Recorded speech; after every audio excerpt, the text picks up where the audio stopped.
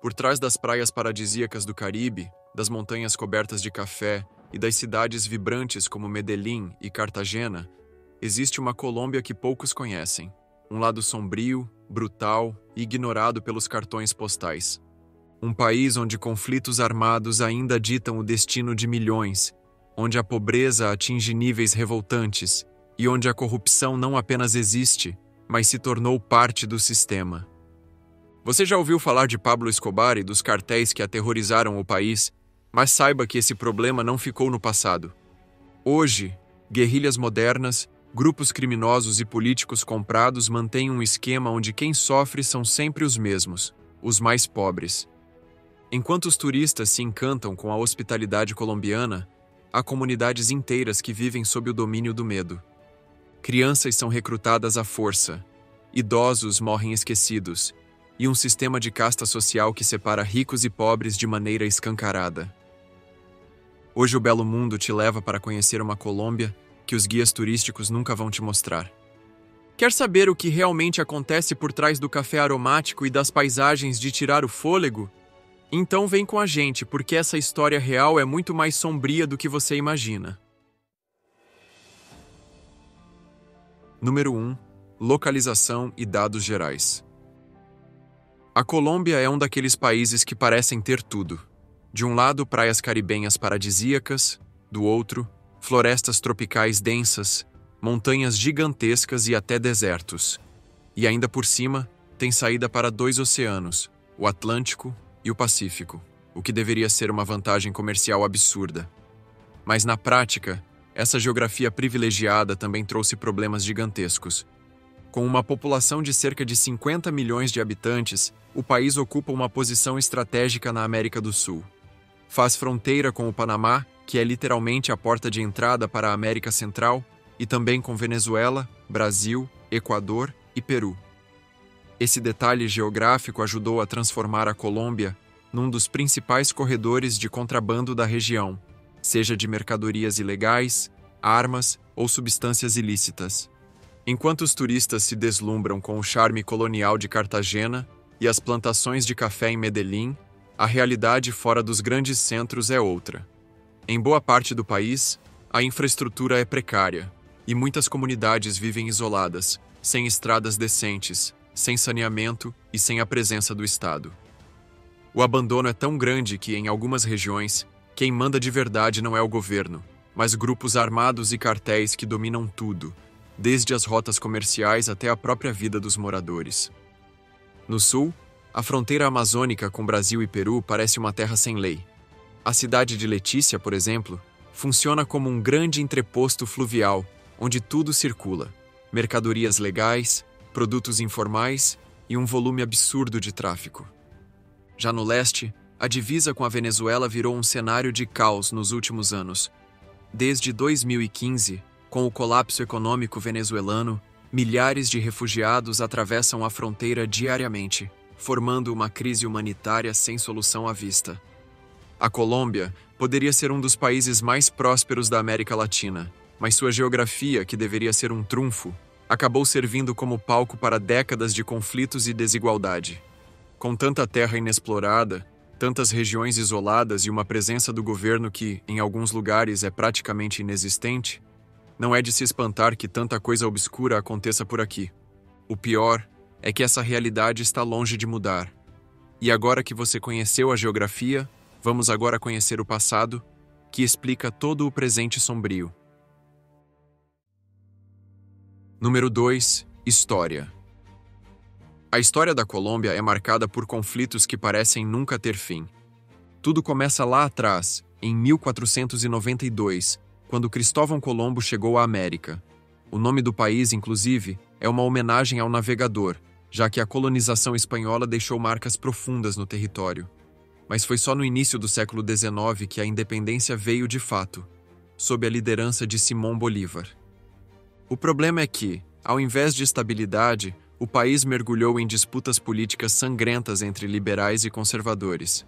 O ápice desse caos foi um período conhecido como La Violência, entre 1948 e 1958. Foram 10 anos de puro terror, com massacres, perseguições e um saldo de mortos que até hoje assombra a memória do país. Quando finalmente esse conflito terminou, o país ainda estava longe de encontrar a paz. Na década de 60, a desigualdade social e a concentração de terras nas mãos de poucos latifundiários geraram revolta entre camponeses e trabalhadores rurais. Foi nesse cenário que surgiram as guerrilhas armadas, com a promessa de lutar contra o governo e a elite econômica. As Farc, ou Forças Armadas Revolucionárias da Colômbia, começaram como um movimento de inspiração marxista, supostamente para defender os camponeses e redistribuir terras. O ELN, o Exército de Libertação Nacional, seguiu uma linha mais voltada para o idealismo revolucionário de Che Guevara. Já o M19 nasceu como uma organização urbana e nacionalista, apostando em ações diretas contra o governo e a corrupção.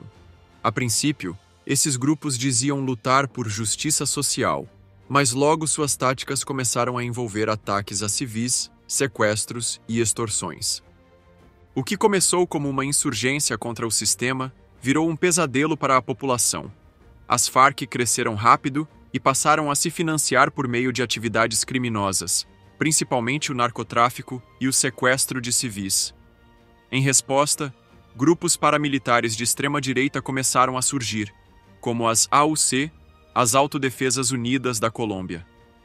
Esses paramilitares eram financiados por grandes fazendeiros, políticos e empresários que viam as guerrilhas como uma ameaça. E, em muitos casos, o próprio exército colombiano fazia vista grossa ou até colaborava secretamente com esses grupos. A população civil, especialmente no interior do país, ficou no meio desse fogo cruzado e pagou o preço mais alto. Nos anos 80 e 90, a Colômbia ganhou fama mundial pelos motivos errados. Os cartéis de drogas transformaram o país em um verdadeiro campo de guerra. O cartel de Medellín, liderado por Pablo Escobar, e o cartel de Cali protagonizaram uma disputa sangrenta pelo domínio do tráfico. Atentados à bomba, assassinatos de políticos e sequestros viraram parte do cotidiano. Para quem vivia na Colômbia nessa época, sair de casa significava correr riscos o tempo inteiro. Em 2016, depois de décadas de tentativas frustradas, o governo assinou um acordo de paz com as Farc. Mas quem pensa que isso resolveu tudo, está enganado. O Exército de Libertação Nacional continua ativo, e muitas facções das Forças Armadas Revolucionárias se recusaram a aceitar o tratado e seguiram operando no crime organizado. Hoje, em pleno 2025, vê-se um novo panorama. De um lado, tentativas de pacificação e reintegração de ex-guerrilheiros. De outro, a continuidade de grupos armados que se financiam pelo narcotráfico, extorsões e mineração ilegal. Basta sair das capitais turísticas para encontrar uma Colômbia ainda muito semelhante à dos anos 90, violenta, desigual e abandonada. E falaremos mais sobre essa guerrilha à frente, porque antes nós vamos falar de outro lado sombrio, os problemas sociais. Número 3. Inflação e crise econômica. A Colômbia pode não enfrentar um colapso econômico tão extremo quanto o de países vizinhos como a Venezuela ou a Argentina, mas isso não significa que a situação seja tranquila. Pelo contrário, o país vive crises econômicas cíclicas, sempre ligadas a um combo perigoso: dependência do mercado externo, corrupção crônica, conflitos armados e infraestrutura precária. Nos últimos anos, a inflação vem apertando cada vez mais o bolso da população. Em 2024, por exemplo, a taxa ultrapassou os 13%, corroendo o poder de compra das famílias e jogando o preço de itens básicos nas alturas. E como se isso não bastasse, o peso colombiano segue em queda livre, tornando os produtos importados ainda mais caros. O resultado? A vida ficou muito mais difícil para milhões de colombianos. Agora, por que essa crise pesa tanto? A resposta passa pelo campo. A produção agrícola sofre com a falta de estradas, ameaças de grupos armados e extorsões de guerrilhas e cartéis. Muitos camponeses simplesmente não conseguem escoar sua mercadoria, e a única saída é abandonar suas terras e migrar para as grandes cidades em busca de oportunidades. Mas aí vem outro problema. O mercado de trabalho urbano não absorve todo mundo. O desemprego cresce, os salários não acompanham a inflação e, no fim das contas, quem mais sofre são as famílias pobres, que gastam quase tudo só para colocar comida na mesa. Enquanto isso, os governos apostam em medidas paliativas, como subsídios temporários e programas de assistência, mas evitam encarar os problemas de frente. A corrupção segue desviando bilhões, a concentração de terras continua nas mãos de poucos, e a ausência do Estado em várias regiões faz com que comunidades inteiras sejam reféns de grupos armados. E essa bomba relógio só tende a explodir de novo. Porque, no final das contas, quando a economia quebra, sempre são os mais pobres que pagam o preço mais alto. E é sobre essa desigualdade brutal que falaremos agora. Número 4. Pobreza e desigualdade. Não dá para negar. A Colômbia é um dos países mais desiguais da América Latina. De um lado, gente desfilando em shoppings de luxo, bairros cheios de condomínios fechados e restaurantes caríssimos. Do outro, milhões de pessoas vivendo sem o básico: comida, água potável, eletricidade. Os números são absurdos. Em 2024, cerca de 36% dos colombianos vivem na pobreza. Dentro desse grupo, entre 13% e 14% estão em situação de extrema pobreza. Mas esses dados nem sempre mostram a real dimensão do problema. Em algumas regiões, como La Guajira, esse número sobe para inacreditáveis 67%. Ou seja, 2 a cada 3 pessoas ali mal conseguem comer 2 vezes ao dia. E nem precisa ir tão longe para ver a desigualdade escancarada. Em Bogotá, bairros nobres cheios de prédios modernos convivem com periferias onde o esgoto corre a céu aberto. Crianças andam quilômetros para chegar a escolas caindo aos pedaços, muitas vezes sem merenda e sem material didático. Na cidade grande, adolescentes largam os estudos e vão vender balas ou pedir esmola nos semáforos, porque precisam ajudar a sustentar a casa. A pandemia de 2020 e 2021 só piorou tudo. Milhões perderam o emprego, o custo de vida explodiu e o governo, como sempre, adotou medidas emergenciais sem resolver nada de verdade. No fim, quem já era pobre ficou ainda mais pobre, enquanto a elite segue intocável em suas bolhas de luxo. E esse abismo social só alimenta outro problema grave: a violência. Quando não há oportunidades, muitos acabam se voltando para o crime. É uma roda que não para de girar, e os mais afetados são sempre os mesmos. Número 5. As favelas. Não importa o nome, o problema é o mesmo: pobreza extrema, falta de saneamento, violência e um esquecimento total por parte do governo. Em Bogotá, muitas dessas comunidades se espalham pela periferia sul, enquanto em Medellín elas estão nas encostas das montanhas, formando um cenário de desigualdade gritante. E dentro desse contexto, existe uma comuna que ficou conhecida no mundo inteiro: a Comuna 13. Nos anos 90 e começo dos anos 2000, essa era uma das áreas mais perigosas da Colômbia. Guerrilhas, traficantes e grupos paramilitares disputavam cada beco e cada viela no tapa. O governo decidiu intervir em 2002, lançando a chamada Operação Orion, uma ação militar que colocou helicópteros sobrevoando os telhados, soldados patrulhando as ruas e um rastro de medo que ficou marcado até hoje. Muita gente desapareceu durante essa época e até hoje há rumores de valas clandestinas escondidas dentro da própria comunidade. Mas, anos depois, a Comuna 13 passou por um processo de transformação e virou um cartão postal alternativo de Medellín. Os muros cheios de tiros deram lugar a grafites coloridos, escadas rolantes foram instaladas para facilitar o acesso, e o bairro virou um ponto turístico, com apresentações de hip-hop e dança para entreter os visitantes. Mas aqui entre nós, turismo e realidade são duas coisas bem diferentes. A pobreza continua lá, a violência ainda ronda as ruas, e os moradores sabem que a qualquer momento o brilho das artes urbanas pode dar lugar a um novo conflito. Só que na Colômbia, a desigualdade não se vê só nos bairros, ela está no papel, institucionalizada pelo governo. Você já ouviu falar de estratos? Número 6. Estratos. O sistema de castas modernas. Na Colômbia, Pode até não existir oficialmente uma divisão de castas como na Índia, mas na prática, um sistema parecido foi institucionalizado: os estratos socioeconômicos. Criado com a justificativa de facilitar subsídios e equilibrar os custos de serviços básicos, esse modelo divide os bairros do país em 6 categorias, que vão desde as regiões mais miseráveis até as áreas de luxo. A ideia original até parecia interessante. Quem mora em bairros mais pobres pagaria menos por contas de água, luz e gás, enquanto quem vive nas zonas ricas pagaria mais para compensar.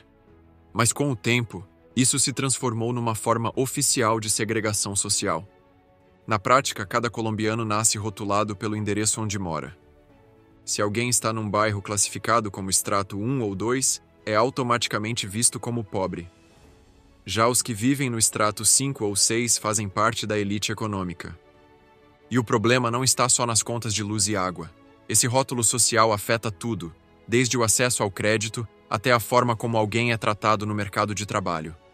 Há relatos de bancos recusando empréstimos para pessoas de estratos mais baixos, empresas evitando contratar funcionários de determinadas áreas e até honorários de profissionais sendo ajustados conforme o extrato do cliente.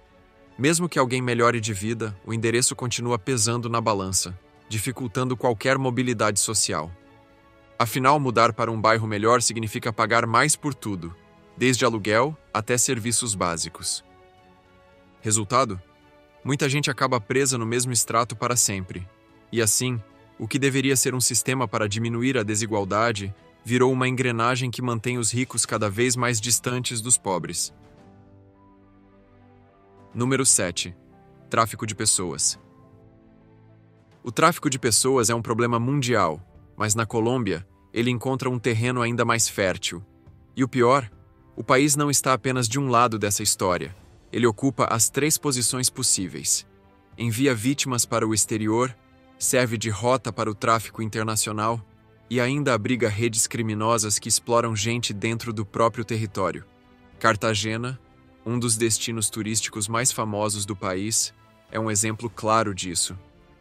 Enquanto turistas passeiam pelo centro histórico e se encantam com as praias caribenhas, nos bastidores, mulheres venezuelanas são obrigadas a vender seus corpos para sobreviver. Em Cali, crianças indígenas equatorianas são traficadas para viverem nas ruas pedindo esmolas. Colombianas desaparecem todos os anos, levadas para a China ou para o Chile com promessas de trabalho que nunca se concretizam. E nas zonas rurais, homens são aliciados para trabalhos forçados em plantações ou na mineração ilegal. Parece absurdo, mas esse mercado movimenta bilhões de dólares todos os anos. Segundo a ONU, o tráfico de pessoas gera algo em torno de 32 bilhões de dólares globalmente, e a Colômbia, mergulhada em desigualdade e conflitos, se tornou um ponto estratégico para essa indústria suja. O problema é ainda mais grave em regiões afetadas pela violência. Por exemplo, áreas dominadas por guerrilheiros das Farc ou pelo ELN são, muitas vezes, verdadeiras zonas sem lei, onde o Estado simplesmente não existe. É ali que traficantes se aproveitam do desespero de famílias deslocadas, oferecendo falsas promessas de emprego para mulheres e crianças que, na realidade, estão prestes a entrar em um esquema de exploração. E a situação só piora. Entre 2012 e 2014, um relatório da UNODC identificou mais de 63 mil vítimas de tráfico humano em 106 países. Apenas a ponta do iceberg, pois para cada caso registrado dezenas, talvez centenas, passam despercebidos. Na Colômbia, 62% das vítimas entre 2010 e 2022 foram exploradas sexualmente. Um dado que ressalta a brutalidade deste crime, onde, diferentemente de outros países em que o trabalho forçado é o foco, a prostituição forçada predomina e as mulheres e meninas sofrem violência física 3 vezes maior do que os homens. Número 8. Abuso infantil. E já que falamos da prostituição, agora vamos falar de uma das feridas mais dolorosas da Colômbia, o abuso infantil. Grandes cidades como Medellín, Cartagena e Santa Marta, conhecidas pelos turistas, pelos cruzeiros e pelas festas noturnas, também são palco dessas atividades em massa. Infelizmente, muitas garotas e garotos menores de idade acabam sendo explorados sexualmente, tanto em zonas tradicionais, conhecidos por ser o point do entretenimento adulto, quanto em bordéis no centro degradado de Medellín. Muitos estrangeiros e também locais buscam esse mercado clandestino, pagando quantias altas e contando com a conivência de cafeteros ou cafetinas, donos de bares, taxistas e até de redes criminosas. Histórias chocantes, como a do americano Timothy Allen, pego com duas meninas de 12 e 13 anos num hotel em Medellín, mostram que não é um caso isolado. Apesar de operações policiais ocasionais, a impunidade ainda reina. Corrupção, medo de denunciar e até conivência de alguns hotéis e bares formam um sistema tenebroso. Para as crianças, sobram traumas irreparáveis. Para a Colômbia, fica a mancha de ser um destino de turismo infantil cada vez mais comentado. Número 9. Webcam. Dentro desse universo sombrio da exploração sexual, um fenômeno tem crescido de forma alarmante: os estúdios de webcam. Nesses espaços, jovens, tanto mulheres quanto homens, fazem transmissões eróticas ao vivo para clientes do mundo todo. Na Colômbia, esse tipo de trabalho virou um verdadeiro mercado, movimentando milhões de dólares. A promessa de recrutamento é sempre a mesma: ganhar em dólar sem sair do país. Mas a realidade é bem diferente. Muitos enfrentam jornadas exaustivas em salas apertadas e sem ventilação, usando brinquedos compartilhados sem higiene e lidando com a pressão de gerentes que impõem metas absurdas. Para manter o público pagando gorjetas virtuais, precisam fingir satisfação e muitas vezes ultrapassar seus próprios limites. E o pior, não faltam relatos de mulheres que sofrem ferimentos, pegam infecções recorrentes ou até são chantageadas para fazer coisas que jamais aceitariam em outra situação. A pressão psicológica é gigantesca, sem falar na falta de privacidade. Infelizmente, o governo não faz nada e fecha os olhos para essa indústria que fatura milhões, geralmente nas mãos de empresários estrangeiros.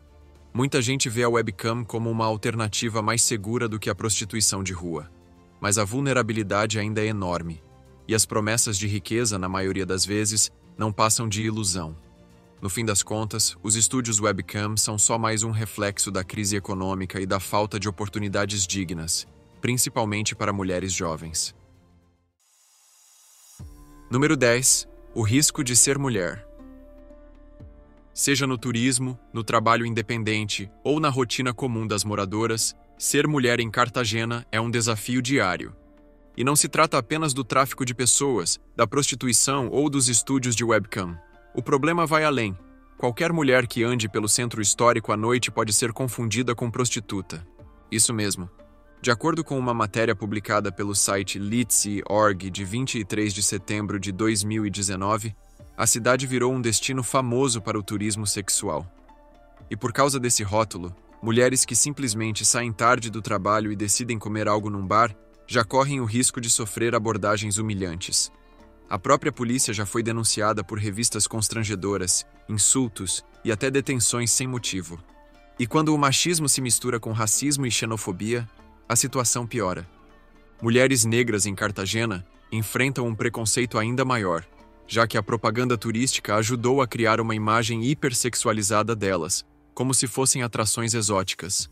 E agora, com a chegada de venezuelanas fugindo da crise, surgiu um novo tipo de discriminação. Para muitos, mulher venezuelana virou sinônimo de prostituição. É um ciclo perverso. Número 11. Racismo estrutural. Por falar em preconceito, vamos agora falar do racismo.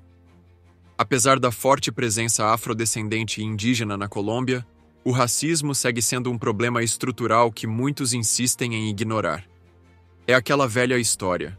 O preconceito não precisa ser explícito para existir, ele se revela nos números do desemprego, na qualidade dos serviços públicos e na total falta de representatividade dessas populações em cargos de poder. Para entender melhor, basta olhar a geografia do país. Ao longo da costa do Pacífico e no Caribe, as comunidades afro-colombianas são maioria. Já nas regiões amazônicas e rurais, os povos indígenas tentam preservar suas tradições em meio ao descaso governamental. Mas, independente do grupo, o padrão é o mesmo: menos oportunidades, salários mais baixos e uma presença quase invisível na elite econômica e política. Nas grandes cidades como Cali e Cartagena, o racismo se escancara na segregação entre bairros ricos e áreas marginalizadas. Enquanto zonas mais nobres são dominadas por pessoas brancas ou mestiças de pele clara, as comunidades negras se concentram em bairros precários, com pouca infraestrutura e altos índices de violência. O mesmo vale para os indígenas que, muitas vezes, são obrigados a deixar suas terras e acabam em favelas urbanas, onde enfrentam não só a pobreza extrema, mas também um preconceito que os trata como cidadãos de segunda classe.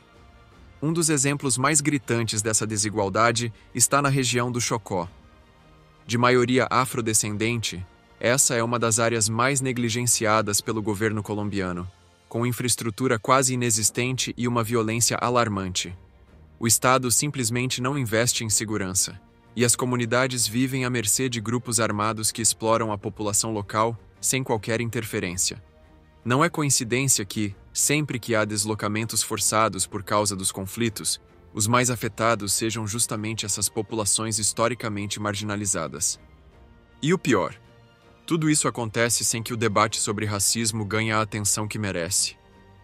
A desigualdade racial na Colômbia é um problema estrutural que atravessa séculos, mas ainda é tratado como se fosse apenas uma consequência da pobreza, sem que se reconheça o racismo como um fator determinante. Enquanto isso, as vítimas desse sistema continuam esperando por justiça e oportunidades que nunca chegam. Número 12. Velhice abandonada. Outro grupo que sofre e padece nesse sistema são os idosos que a cada dia são jogados mais e mais para a miséria. Com uma inflação altíssima e pensões reduzidas, muitos idosos não conseguem sobreviver com o que recebem de aposentadoria. Isso quando recebem algo. Em áreas rurais, então, praticamente não há cobertura previdenciária. Sem condições de comprar remédios e com hospitais ruins ou inexistentes onde moram, eles ficam à mercê de familiares também pobres ou precisam continuar trabalhando em subempregos. A cena de senhores e senhoras vendendo balas nas ruas de Bogotá, Medellín e Cartagena não é incomum. Em várias cidades, ONGs e igrejas improvisam cozinhas comunitárias para garantir que ao menos algumas dessas pessoas tenham o que comer. Em casos extremos, se tornam moradores de rua ou acabam em lares precários, muitos sofrendo maus tratos ou abandono. O Estado, por sua vez, também parece não priorizar essa faixa etária. Projetos de assistência social para a terceira idade são insuficientes e a escalada de preços piora tudo. Número 13. Guerrilheiros. Lembra que falamos das guerrilhas e guerrilheiros lá no início do vídeo? Pois bem, com o passar do tempo, essas guerrilhas, teoricamente criadas para lutar contra a desigualdade, mergulharam em práticas como sequestros e controle de rotas de drogas. O ELN, por exemplo, começou com o propósito de derrubar o sistema capitalista e implantar um regime socialista. Mas hoje, nas regiões onde atua, Arauca, Catatumbo, Chocó, a população sofre com extorsões e restrições de circulação. Recentemente, o atual governo tentou negociar a paz com o ELN, mas a violência na fronteira com a Venezuela mostrou que eles continuam ativos. Existem também as dissidências das Farc, como a segunda Marquetalia de Iván Márquez e outros ex-líderes que retornaram às armas alegando que o governo não cumpriu as promessas de reforma agrária. Esses grupos controlam regiões ricas em recursos naturais como ouro, florestas, petróleo, e exercem autoridade paralela sobre comunidades rurais. Paralelamente, há grupos paramilitares surgidos após a desmobilização das Autodefesas Unidas da Colômbia, conhecida pela sigla AUC, em 2006. Hoje chamados BACRIM, que significa bandas criminosas, destacam-se o Clã do Golfo AGC e outros, que operam como cartéis, extorquindo, traficando e impondo justiça local. Em muitas áreas, quem define as regras não é o governo, mas sim essas facções, que cobram imposto de quem circula com mercadorias e, por vezes, obrigam camponeses a plantar coca. No final, a palavra guerrilha perde o sentido ideológico e se torna sinônimo de crime, medo e atraso. Número 14. Recrutamento de crianças. Uma das maiores atrocidades no contexto dos conflitos armados é o recrutamento forçado de menores. ONGs como a Portas Abertas e a Human Rights Watch relatam que centenas, talvez milhares de crianças são cooptadas, seja pelo ELN, pelas dissidências das Farc ou por grupos paramilitares, para servir como soldados ou funcionários do tráfico.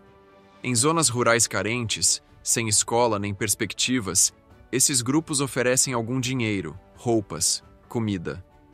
Muitas famílias empobrecidas acabam entregando seus filhos na esperança de que tenham sustento.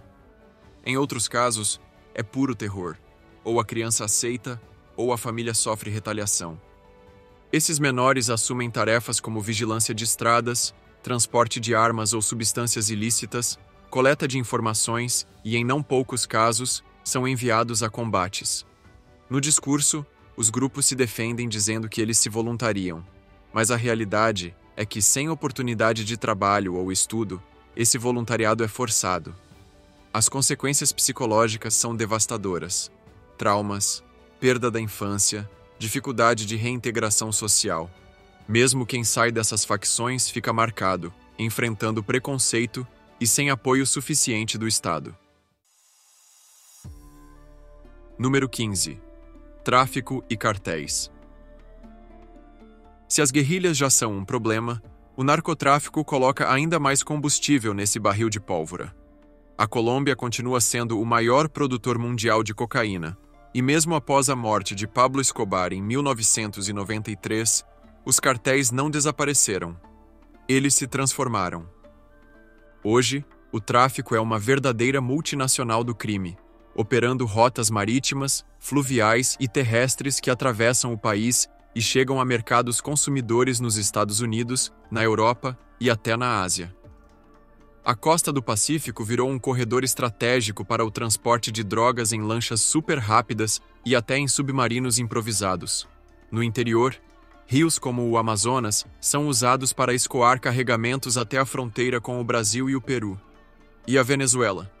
Se tornou um verdadeiro hub para os traficantes, com pouca fiscalização e facilidades para envio de cocaína rumo ao Caribe. O que o governo colombiano fez para combater isso? Implementou a chamada Guerra às Drogas, patrocinada pelos Estados Unidos. Isso incluiu pulverizar plantações de coca com herbicidas e financiar operações militares. Mas o efeito foi no mínimo controverso. Pequenos agricultores perderam lavouras inteiras e foram empurrados para a pobreza, enquanto os traficantes simplesmente deslocavam a produção para outras áreas. No fim das contas, a produção de cocaína seguiu firme e forte, e a população rural pagou o preço. Hoje, quem comanda esse negócio bilionário são diferentes facções. O Clã do Golfo, também conhecido como Autodefesas Gaitanistas da Colômbia, AGC, nasceu dos antigos paramilitares e se tornou uma das organizações criminosas mais poderosas do país, com influência em Antioquia, Córdoba e na região do Urabá. Além disso, há a Oficina de Envigado, uma organização que sobreviveu ao cartel de Medellín e se reinventou como um grupo de extorsão e tráfico. E não podemos esquecer as dissidências das Farc e o próprio ELN, que além de guerrilheiros, agora também controlam parte da cadeia de produção e refino da droga. Mas o narcotráfico na Colômbia não funciona sozinho. Ele tem conexões com o mundo inteiro. Cartéis mexicanos, como o de Sinaloa e o Jalisco Nova Geração, compram cocaína diretamente dos colombianos e a distribuem pelos Estados Unidos. Na Europa, máfias italianas, russas e até grupos criminosos da Albânia entram no jogo. Sem falar no Peru e na Bolívia, que fornecem folhas de coca e insumos para o refino. E para além da cocaína, esses cartéis se diversificaram. Tráfico de armas, contrabando de gasolina, mineração ilegal de ouro. É um crime organizado que age como uma empresa transnacional. O resultado disso tudo, como você pode imaginar, é que em muitas comunidades, esses grupos são a lei.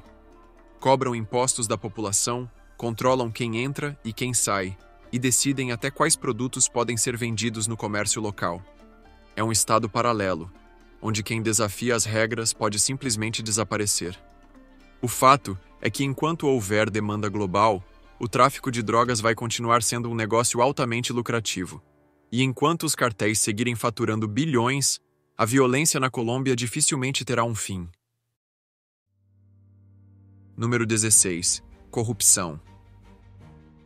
Se a Colômbia tem tantos problemas sociais e econômicos, a corrupção é a cola que mantém tudo nesse ciclo vicioso. Não importa o governo que assume, a história se repete. Políticos enriquecendo enquanto milhões vivem sem acesso ao básico. Nos últimos anos, o país foi palco de escândalos envolvendo desvio de verbas da educação, da saúde e até de programas sociais voltados para comunidades indígenas e camponesas. Propinas em contratos de obras públicas, esquemas de superfaturamento e dinheiro público desaparecendo em contas de paraísos fiscais já viraram rotina. Ministros, governadores e até ex-presidentes foram acusados de envolvimento em falcatruas milionárias, mas no fim, poucos realmente pagam pelo que fizeram. Enquanto isso, a população segue sem segurança, sem hospitais bem equipados e sem escolas de qualidade. Cada peso que deveria ir para melhorar a infraestrutura do país acaba no bolso de algum figurão da política ou em acordos obscuros com empresários e facções criminosas. O resultado? Uma descrença total no sistema. Milhares de colombianos simplesmente não confiam mais na polícia, na justiça ou nos próprios governantes. Muita gente evita denunciar crimes, desde pequenos golpes financeiros até abusos graves, porque acredita que não adianta nada, já que os poderosos sempre escapam impunes. E no meio disso tudo, quem acaba segurando as pontas são ONGs, grupos comunitários e ajuda internacional. Muitas regiões só sobrevivem porque organizações externas fornecem auxílio, já que o próprio governo parece incapaz ou simplesmente não quer resolver os problemas de quem mais precisa. No fim das contas, a corrupção não é só um problema político. Ela é a razão pela qual tantos outros problemas continuam existindo: pobreza, violência, tráfico de pessoas, narcotráfico e desigualdade. Enquanto o dinheiro que deveria mudar o país continuar escorrendo pelos dedos dos corruptos, a Colômbia profunda vai continuar esquecida, esperando por mudanças que nunca chegam. Se chegou até aqui, já deu para perceber que a Colômbia não é só aquele destino turístico com praias paradisíacas e um café premiado. Por trás das paisagens deslumbrantes, existe um país repleto de contrastes, violência e desafios que poucos enxergam. Agora eu quero saber, qual dessas realidades mais te chocou? Deixe seu comentário e compartilhe esse vídeo para que mais pessoas conheçam o outro lado da Colômbia, aquele que não aparece nos folhetos de viagem. E claro, não esqueça de se inscrever aqui no Belo Mundo e ativar as notificações para continuar acompanhando nossos mergulhos na face oculta de países que, no fundo, têm muito mais do que cartões postais para mostrar. Nos vemos no próximo vídeo.